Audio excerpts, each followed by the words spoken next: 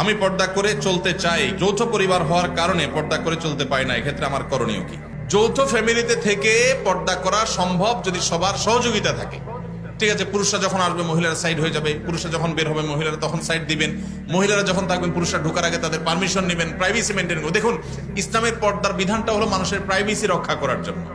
মানুষের privacy maintain করা, রক্ষা করা, এটা ইসলামের অনেক বড় একটা সৌন্দর্য যে ইসলাম মানুষের প্রাইভেসি রক্ষা করেছে। একজন নারী, আপনি তার সৌন্দর্য তার অনুমতি ছাড়া বা তার সৌন্দর্য আল্লাহর অনুমতি ছাড়া আপনি দেখে অবলোকন করবেন, আপনার জন্য হারাম করা হয়েছে, তার প্রাইভেসি আপনি নষ্ট করছেন।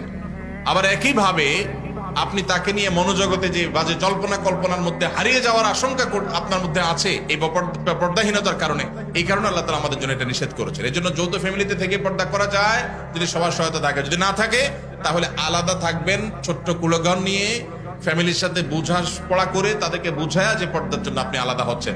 অনেক সময় দেখা যায় অনেক মহিলা আছে আলাদা হওয়ার জন্য একটা সুতা খোঁজে, সুতা, এই সুতা খুঁজে এক একটা মাসালা বাইর করে হুদাই, কোনো কারণ ছাড়াই। তো এটা করা যাবে না। আর যদি সত্যিই পর্দার অসুবিধা হয় তাহলে স্বামীর কর্তব্য স্ত্রীর জন্য অবশ্যই পর্দার ব্যবস্থা করা, প্রয়োজনে সেটা বাছা আলাদা করে হলেও।